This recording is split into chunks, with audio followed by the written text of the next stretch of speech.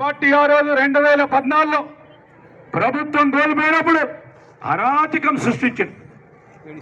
కొట్టుడు, తిట్టుడు, కేసులు పెట్టుడు. ఈ 4 నెలల కాలయంలో మేమెవరు మా ప్రత్యర్థులపై కేసులు లేటలే, అనాలోచితమైన కార్యక్రమం చేయలే. చెప్పాం. ఆ మూర్ఖుల కథనం పక్కన పెడితే ఇంతకుముందు మా సోదరి అని చెప్పింది, మా చెల్లెలు రమా గారు చెప్పిండ్రు. ఈరోజు కౌన్సిలర్లే కానీ, మా చైర్మనే కానీ, వైస్ చైర్మనే కానీ, కాంగ్రెస్ పార్టీ యావత్ నాయకత్వం ఈ పట్టణానికి సంబంధించి ఏది కూడా చేయలేదు, ఏది చేయబోదు. ఆపద వేచే బురద వెళ్ళి తుడుచుకో అంటున్న కార్యక్రమం చేసే, ఎన్నికల్లో ఓట్లు దండుకునే ప్రయత్నం చేసే కాంక్షతో ముందుకు పోతా ఉన్నారు. నేను ఈరోజు చెప్తా ఉన్నా, కాంగ్రెస్ పార్టీ 6 గ్యారంటీలు ఇచ్చింది. 6 గ్యారంటీలో భాగంగా నేను ఇదే చౌరస్తాలలో ఓ మాట చెప్పినా. ఏం చెప్పినా, కాంగ్రెస్ పార్టీ ప్రభుత్వంలోకి రాగానే మహిళా సోదరి మనందరికీ ఆర్టీసీ బస్సు ప్రయాణం ఫ్రీగా చేస్తామని చెప్పాం. చెప్పినవా లేదమ్మా? చెప్పినవా లేదమ్మా? ఈరోజు ఆర్టీసీ బస్సు ప్రయాణం చేస్తే మీకు టికెట్ తీసుకుంటుర్రా? ఏం చెప్పిన ఆ రోజు? మీరు ఈ నుంచి కాళేశ్వరం పోయినా, సమ్మక్క సారక్క జాతరకు పోయినా, వేములవాడకు పోయినా, కొండగట్టుకు పోయినా, ఈరోజు ధర్మపురి పోయినా, సుందెల్లో పోయినా, లేకుంటే అత్యవసర పరిస్థితుల్లో ఆసుపత్రికి పోయినా, అవసరాల నిమిత్తం కరీంనగర్ పోయినా, పెద్దపల్లి పోయినా, వరంగల్ పోయినా, ఆఖరికి మీ భర్తపై కోపం వచ్చి మీ అవ్వగారింటికి పోతే కూడా ఫ్రీగా పోవచ్చు అని చెప్పినా లేదా? చెప్పినా లేదా? పోయినావమ్మ నువ్వు అత్తగారి అమ్మగారింటికి. ఈరోజు కోపం తక్కువైనాక మళ్ళా తిరిగి మళ్ళా భర్త ఇంటికి ఫ్రీగా వచ్చే కార్యక్రమం చేస్తామని చెప్పినవా లేదా? నిలబెట్టినవా లేదా? ఈరోజు 6 గ్యారంటీలో ప్రధానమైన అంశం ఉచిత బస్సు ప్రయాణాన్ని మొదలుపెట్టింది కాంగ్రెస్ పార్టీ ప్రభుత్వం. మనందరికీ ఈరోజు చూడండి, ఆనాడు విద్యుత్ ఛార్జీలు పెరిగినాయి, కరెంటు ఛార్జీలు పెరిగినాయి. పెరిగిన ధరల్లో మేము వేదికపై ఉన్నా కానీ కాంగ్రెస్ పార్టీ యావత్ సీనియర్ కార్యకర్తలు, నాయకులు ధర్నా చేసిండు కరెంటు ఛార్జీలు పెరిగినప్పుడు. మా ప్రభుత్వం రాగానే పేదవారికి 200 యూనిట్ల వరకు కరెంటు ఫ్రీ ఇస్తామని చెప్పినాం. ఈడున్న మొత్తం మందికి, ఈడున్న ప్రతి ఒక్కరికి, నాకో, మా శంకర్కో, మా సీనుకో, మా వంశీకో బిల్లు వస్తుంది తప్ప మిగతా ఎవరికి బిల్లు వస్తలేదు. వస్తుందా? కరెంటు కార్డు కడుతుందా? ఇది కాంగ్రెస్ పార్టీ చేసే కార్యక్రమం. మీ ఇళ్ళలో సిలిండర్లు ఉన్నాయి, మీ ఇళ్ళలో సిలిండర్లు ఉన్నాయి. 500 రూపాయలకే సిలిండర్ ఇస్తాం. బీజేపీ టీఆర్ఎస్ పార్టీ ఆ రోజు 1200 రూపాయలకి సిలిండర్ ఇస్తే మేము కాంగ్రెస్ పార్టీ ప్రభుత్వం వచ్చిన తర్వాత 500 రూపాయలకి ఇస్తామని చెప్పినాం. ఈరోజు మీ బ్యాంక్ అకౌంట్ లో 500కు పై మించి మొత్తం కాంగ్రెస్ పార్టీ ప్రభుత్వం భరిస్తూ మీ అకౌంట్లలో డబ్బులు పంపిస్తుంది. ఇది గ్యారంటీలో భాగం. మరొక అంశం, ఆరోగ్యశ్రీ కింద 5 లక్షల నుంచి 10 లక్షల రూపాయల వరకు ఆరోగ్య బీమా పెంచే కార్యక్రమం చేసింది కాంగ్రెస్ పార్టీ ప్రభుత్వం. మరొకటి ప్రధానంగా ఇక్కడున్న మా అక్కలు, చెల్లెలు, అన్నలు, తమ్ములు అందరూ వచ్చారు. మనం ఏం చెప్పినాం? ఇందిరమ్మ ఇల్లు ఇస్తామన్నాం. ఇల్లు లేని నిరుపేదకి ఇందిరమ్మ ఇల్లు ఇస్తామని చెప్పినాం. మొదలు పెట్టినాం. ఎన్నికల కోడ్ వచ్చింది. 2 నెలల నుంచి ఎన్నికల కోడ్ నేపథ్యంలో వచ్చిన తర్వాత ఎవరి పేర్లు నమోదు చేసుకోవాలని యంత్రాంగానికి సంబంధించి పని మొదలు పెట్టే ముందు ఎన్నికల కోడ్ వచ్చింది. ఈరోజు పేదవారందరికీ చెప్తా ఉన్నా, ఇల్లు లేని నిరుపేద ఎవరుంటారో మొదటి దఫగా ఇళ్ల స్థలం ఉండి ఇల్లు లేని వారికి ఇల్లు ఇచ్చే కార్యక్రమం జూన్ 6వ తారీఖు తర్వాత అధికారులు వచ్చి మీ అందరికీ 6వ తారీఖు తర్వాత ఎన్నికల కోడ్ అయిపోయిన తర్వాత ఇళ్ల స్థలం లేని వారికి ఇల్లు ఇచ్చే కార్యక్రమాన్ని చేయబోతాం. ఇవన్నీ మేనిఫెస్టోలో పెట్టిందే. కొంతమంది మూర్ఖులు నిన్న మాట్లాడుతూ ఈ గ్యారెంటీలు ఏమని అన్నారు. ఏమ్మా పిల్లోడు పుట్టగానే ఎందుకు నడుస్తలేదు అన్నట్టు ఉన్నది వాళ్ళ తతంగం. పిల్లోడు పుట్టినాక పాకి బొక్కలు గట్టిగా నిలబడే ప్రయత్నం చేసి దాని తర్వాత నడిచే కార్యక్రమం చేస్తారు పిల్లలు. ఈరోజు ప్రసవించగానే మొత్తం 3 నెలలనే 5 సంవత్సరాల కాలం పాటు అమలు చేసే గ్యారెంటీలని అడుగుతా ఉన్నారంటే వారి అవివేకం. ప్రజాప్రతినిధులుగా ఈ ప్రాంతం చూసిన ప్రతినిధులు వారు ఈరోజు మేము చెప్తా ఉన్నాం, ప్రభుత్వ పరిపాలన యంత్రాంగంలో మేము 3 మార్లే ప్రభుత్వానికి వచ్చాం. 2004లో, 2009లో, 2023లో. ఇప్పుడే మొదలైంది 10 సంవత్సరాల తర్వాత. వారి ప్రభుత్వం 10 సంవత్సరాలు నేరుగా పరిపాలన కొనసాగించారు. ఈరోజు మేము చెప్తా ఉన్నాం, ఆ రోజు స్కూళ్ళు తీసుకొచ్చినాం, కాలేజీలు తీసుకొచ్చినాం, ఇల్లు కట్టించినాం, రేషన్ కార్డులు ఇచ్చినాం, పెన్షన్లు ఇచ్చినాం. మీరేమిచ్చిందా? అడగటానికి సిగ్గు శరం ఉండాలి కదా వాళ్ళు మనల్ని అడగటానికి. రేషన్ కార్డులు ఇవ్వలే, ఇల్లు ఇవ్వలే, పెన్షన్లు ఇవ్వలే. ఈరోజు పేదవాడికి కావలసిన భూమి ఇవ్వలే. ఈరోజు యువతకు సంబంధించి ఉద్యోగాలు కల్పించలే. 2014 నుంచి ఈనాడు వరకు చదువుకున్న యువతకి గ్రూప్ 1 పరీక్షలు నిర్వహించలేని దౌర్భాగ్య ప్రభుత్వాన్ని నడిపించి మమ్మల్ని అడిగే నైతిక హక్కు ఉందని మేము అడుగుతా ఉన్నాం. ఈ సందర్భంలో కొంతమంది మతాన్ని ఉపయోగించుకొని మరి ముందుకు పోతా ఉన్నారు బీజేపీ పార్టీ వారు. మతం కాదు, 3 పూటల భోజనం కావాలి, పేదవారికి మంచి చదువులు చెప్పాలి, వారి పిల్లలకి ఉండటానికి ఇల్లు కావాలి, రేషన్ కార్డులు కావాలి. వాటి విషయం చెప్పమంటే జై శ్రీరామ్ అంటారు. అనని మనం కూడా అంటారు. మనకు కూడా రాముడు దేవుడే కదమ్మా. మీరందరూ కొలుస్తారు కదా, నేను కూడా కొలుస్తాను. మీరు దేవుణ్ణి మదిలో కొలుస్తారు. దేవుణ్ణి దర్శనం చేయాలంటే గుడికి పోతారు. ఎన్నికలు పెడతారా? పెట్టరు. ఈరోజు వారు ఒక్కరే. భగవంతుడు ఏమంటాడు? కష్టపడు. ఈరోజు ప్రభుత్వ పరంగా మమ్మలను అదే శ్రీరాముడు కష్టపడి పేదవారి కోరుతా ఉన్న 3 పూటల తిండి కలిపి ఇల్లు కట్టించు, వారి పిల్లలకు చదువు తెప్పించు, వారి పిల్లలు చదువుకున్న పిల్లలకి యువతకి ఉపాధి కట్టించే మార్గాలు చూడని చెప్తే అదొక్కటే చెప్తే సరిపోతుందని వాళ్ళు అంటున్నారు. మేము ఈరోజు ఈ పనులు చేయడానికి మీ అందరి ఆశీర్వాదంతో ముందుకు నడుపుతున్న నేపథ్యంలో ఎన్నికలు వచ్చినాయి. ఈ సందర్భంలో మీ అందరికీ ప్రత్యేకంగా మంత్రి పట్టణ వాసులకు సంబంధించి మున్సిపాలిటీ చేయొద్దు, చేస్తే అందరికీ ఉపాధి హామీ పనులు పోతాయని కాంగ్రెస్ పార్టీ అనేక సందర్భాల్లో చెప్పింది. మున్సిపాలిటీ చేపించిండ్రు, గొప్ప చెప్పిండ్రు. చాలా మంది మా చిరు వ్యాపారులకు కానీ గృహాలకు సంబంధించిన ట్యాక్సులు పెరిగినప్పుడు ఆ ట్యాక్సులు పెంచిండ్రు.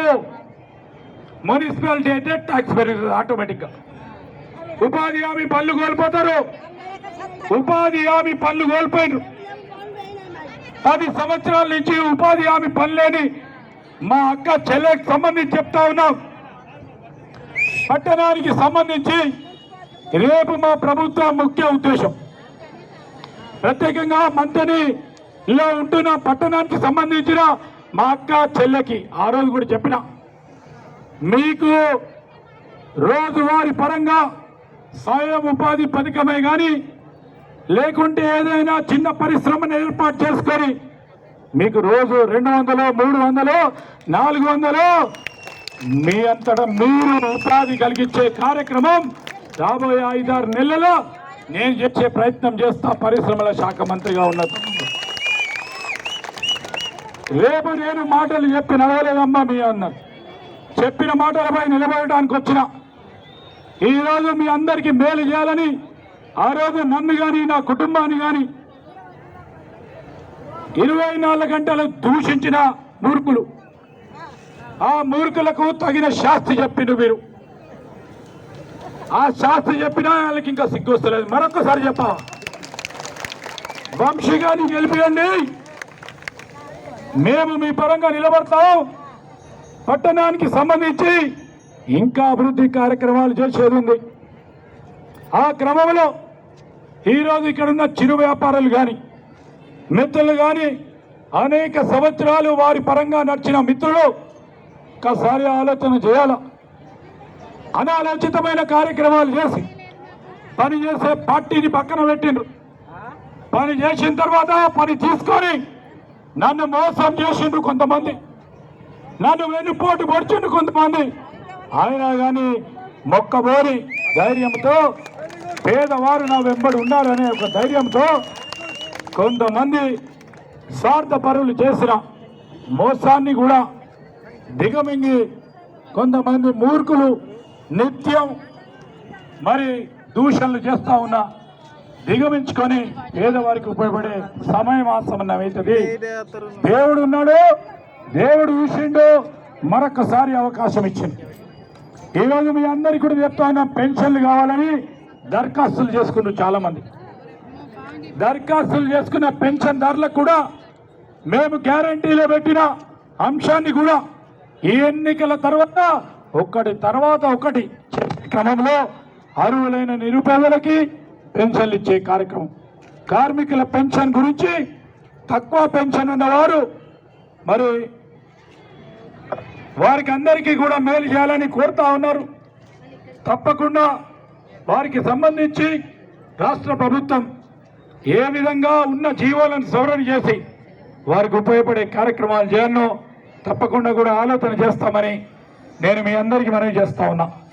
ఈ సందర్భంలో పట్టణానికి సంబంధించి ఇది ముఖ్యమైన ప్రాంతం. ముఖ్యమైన ప్రాంతానికి సంబంధించి ఇది మన పాత ఊరు.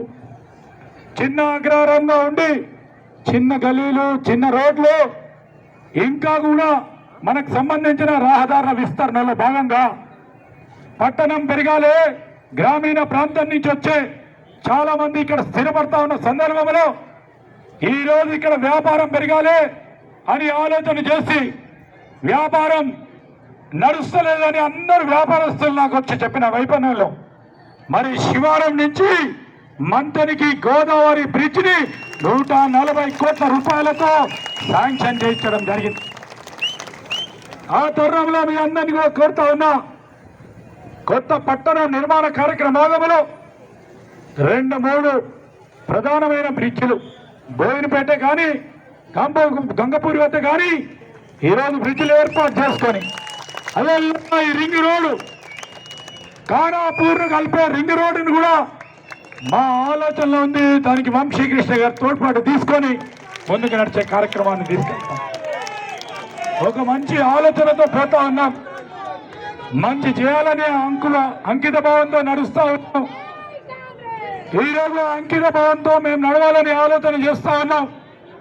4.5 సంవత్సరాలు ఇంకా కాంగ్రెస్ పార్టీ ప్రభుత్వం మొదటి దఫా ఇంకా ఉంది. మీరు ఎవరికైనా వేరే వాళ్ళ కోటేస్తే అది వృధా అయిపోతుంది. ఎందుకంటే వాళ్ళ పార్టీ గవర్నమెంట్లో వచ్చేది లేదు, బీజేపీ కేంద్రంలో వచ్చేది లేదు, ఇటు బీఆర్ఎస్ రాష్ట్రంలో వచ్చేది లేదు. మీరేసే ప్రతి ఓటు ఈరోజు కాంగ్రెస్ పార్టీకి వస్తే నాకు బాధ్యత పెరుగుతుంది. ఆ బాధ్యతను పెంచమని కోరుతా ఉన్నా. ఈరోజు మా కాంగ్రెస్ పార్టీ మిత్రులకు కూడా కోరుతా ఉన్నా, ఈరోజు మీ వార్డులలో, మీ డివిజన్లో, మీ గ్రామాల్లో బూత్ వారి సంఖ్యను చూస్తాం. మళ్ళొక్కసారి అభివృద్ధి ఎప్పుడు ఏ విధంగా చేయాలో మెజారిటీ ఎక్కడ జరిగిందో ఎక్కడ వస్తుందో వంశీ గారు చూస్తారట. ఆయన గారు ఎంపీ నిధులు, కేంద్రం నుంచి వచ్చే నిధులు ఈరోజు మీ అందరికీ కూడా మేలు చేసే కార్యక్రమ భాగంలో నాతో పాటు తోడ్పాటు చేస్తామని ముందుకు నడుస్తా ఉన్నా. యువకిషోరం వంశీ గారిని మీ అందరి ఆశీర్వాదాన్ని కోరుతా ఉన్నాం. ఈరోజు నన్ను ఆశీర్వదించినట్టు యువకుడైన వంశీ వెంకటస్వామి గారి మనుమడు మన ప్రాంతానికి అనేక సందర్భాల్లో కేంద్రంలో దేశంలోనే పెద్ద దళిత నేతగా మన ప్రాంతాన్ని ప్రాతినిధ్యం వహించిన మరి వెంకటస్వామి గారు వారి తనయుడు మన ప్రాంతానికి ఒకసారి ఎంపీగా వివేక్ గారు కూడా సేవలు చేసిన ఘనత వారికి ఉంది. అదే కుటుంబం నుంచి వచ్చిన మరి వంశీ కృష్ణ గారికి మీరందరూ ఆశీర్వదించమని కోరుతా ఉన్నా. ఎండ బాగా అయింది, గొంతు కూడా ముందుకు వస్తలేదు. నేను మళ్ళా ఆయన గెలిచిన తర్వాత మీ వాడలకు వచ్చి నిరుపేదకి ఇల్లు శాంక్షన్ చేయించే కార్యక్రమం మా బాధ్యతల భాగంగా ఇళ్ల స్థలం లేని వారికి ఇళ్ల స్థలము సేకరించే కార్యక్రమం 2-3 నెలల మొదలు పెడతాం. దాని తర్వాత వారికి కూడా ఇల్లు ఇచ్చే కార్యక్రమం చేస్తాం. మొదటి దశగా మేము ఇల్లుకి వచ్చి ఓటు అడిగితే ఓటును వృధా చేసుకోకుండా ఇల్లు మంతని పట్టణానికి మండలానికి సంబంధించిన మా అక్కలు చెల్లెలను మరొకసారి కోరుతా ఉన్నా. మన బాధ్యత భాగంగా మాకు పెట్టిన బాధ్యత భాగంలో ఈరోజు అఖిల భారత కాంగ్రెస్ పార్టీ మరి నిర్ణయం చేసిన వంశీ కృష్ణ గారిని పెద్ద మెజారిటీతో గెలిపించి నేను చెప్పిన ప్రతి అంశాన్ని కూడా పూరించే కార్యక్రమం చేస్తానని మీ అందరికీ మనవి చేస్తూ ఓటేద్దామా వంశీకి? ఏద్దామా ఓటేద్దామా? ఈరోజు నేను వంశీ కృష్ణ తరఫున కాంగ్రెస్ పార్టీ తరఫున నేను స్వయాన మీ ప్రతినిధిగా ధైర్యంగా మీరందరూ ఉండండి.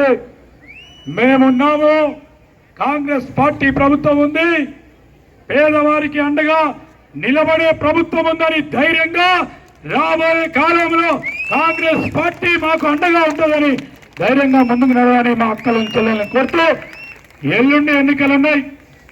6 గంటలకే మొదలవుతుంది పోలింగ్, 7 గంటలకు కాదు. ఎండ ఎక్కువ ఉన్న తరుణంలో 6 గంటలకే పోలింగ్ మొదలవుతుంది. 6 గంటలకు పోయి తొందరగా మీ ఓటును వినియోగించుకొని కాంగ్రెస్ పార్టీ చేతి గుర్తుకు పెద్ద సంఖ్యలో ఓటేసి పెద్ద మెజారిటీ ఇవ్వాలని మీ అందరిని కోరుతూ సెలవు తీసుకుంటాను. జై కాంగ్రెస్, జై కాంగ్రెస్, జై కాంగ్రెస్. చేతి గుర్తుకే ప్రేమాభిమానంతో పెద్ద మెజారిటీ ఇచ్చి కాంగ్రెస్ పార్టీని నన్ను ఆశీర్వదించిన కార్యకర్త నాయకుడికి, అక్కకి, చెల్లకి, అన్నకి, తమ్ముడు అందరికీ నమస్కారం. ఈరోజు ఈ ప్రాంతానికి సంబంధించి అభివృద్ధి చేయాలి, సంక్షేమాన్ని చేపట్టాలి, ఇల్లు లేని వారికి ఇల్లు కట్టియాలి, రేషన్ కార్డు లేని వారికి రేషన్ కార్డు ఇవ్వాలి, గ్రామాల్లో రోడ్లు కావాలి, గ్రామాల్లో ఇల్లు కట్టాలి. మన ప్రాంతం అంతా కూడా మెరుగుదిద్దులు దిద్దాలని ఆ రోజు చెప్పినాం. ఆ క్రమంలో 3 నెలలు ప్రభుత్వ పరిపాలన యంత్రాంగాన్ని ఈనాడున్న పిసిసి అధ్యక్షులు, ఇప్పుడున్న ముఖ్యమంత్రి రేవంత్ రెడ్డి గారు, మేము అందరం కూడా కలుసుకొని మొత్తం యావత్ రాష్ట్రానికి సంబంధించిన అభివృద్ధి సంక్షేమం విషయంలో రాజీ లేకుండా ముందుకు నడుస్తా ఉన్నాం. ఆ తరుణంలో ఎన్నికలు వచ్చినాయి. ఎన్నికలు వచ్చిన యువకుడు, ఉత్సాహవంతుడు, రాజకీయ అనుభవం గల కుటుంబం నుంచి వచ్చిన వ్యక్తిని యువతరానికి స్ఫూర్తిగా నిలబెట్టాలని ప్రదేశ్ కాంగ్రెస్ కమిటీ అధ్యక్షులు గాని, ఏఐసిసి అధ్యక్షులు గాని, రాహుల్ గాంధీ గారు గాని, ఈరోజు గడ్డం వంశీ ఒక చదువుకున్న వ్యక్తుడు, ఒక సంస్కారవంతుడు, ఆలోచన పరుడి ఈరోజు కాంగ్రెస్ పార్టీ ప్రజల ముందట పెట్టింది. బేరీది చేసుకోండి. ఇంకో ప్రక్కన ఎవరున్నారు? ఒకరేమో మరొక జూనియర్ సీనియర్ గా తిట్టేటోడు ఉన్నాడు ఒకడు, ఈయనకు ప్రత్యర్థి. అదేవిధంగా ఈరోజు బీఆర్ఎస్ పార్టీకి సంబంధించి ఈ ప్రాంతానికి ఏ విధంగా అవకాశం వచ్చినా సేవ చేయలేని నాయకుడిని ముందుకు పెట్టింది. సరే ఎవరినైనా పెట్టని, మేము ఎవరిని తిట్టలే, నా ఎలక్షన్లోనే తిట్టలే. 100 సార్లు నా కుటుంబం మీద మాట్లాడిన కొంతమంది మూర్ఖులు, కొంతమంది పనికిరానోళ్ళు, కొంతమంది ప్రజలకు సంబంధించిన సంక్షేమం అభివృద్ధి విషయంలో 10 సంవత్సరాలు నిర్లక్ష్యం వహించి మళ్ళొక్క మారు మాట్లాడడానికి మరి నోరు ఇష్టారాజ్యంగా మాట్లాడుతూ ఉన్నారు. వారి పని అదే. మన పని ఏంది? పేదవాడికి ఏ విధంగా ఇల్లు కట్టాలా, పేదవాడికి ఏ విధంగా రేషన్ కార్డు ఇవ్వాలి, పేదవాడికి ఏ విధంగా పెన్షన్ ఇవ్వాలి, పేదవాడికి ఏ విధంగా కాంగ్రెస్ పార్టీకి అండగా నిలబడాలని ఆలోచన చేస్తా 4.5 సంవత్సరాలు తిరిగి జనంలోకి వస్తా. నేను ఈరోజు చెప్తా ఉన్నా, కాంగ్రెస్ పార్టీ గెలిచిన తర్వాత, నేను మంత్రి అయిన తర్వాత అనేక మంది చేసిన తప్పులు తెలుసుకొని ఈరోజు కాంగ్రెస్ పార్టీలో వేలాది మంది ఆనాడు టీఆర్ఎస్ లో పనిచేసిన మిత్రులు చాలా మంది వచ్చినారు. స్వాగతిస్తాం. మా పిఎస్సిఎస్ చైర్మన్ సోదరుడు కొత్త శ్రీనివాసే గాని, ఈరోజు వచ్చిన మా కౌన్సిలర్ సోదరులే గాని, ఈరోజు మాజీ సర్పంచ్లే గాని, మాజీ ఎంపీటీసీ సభ్యులే గాని అనేక మంది వచ్చారు. మంచి చేయాలని కాంక్షించే వారిని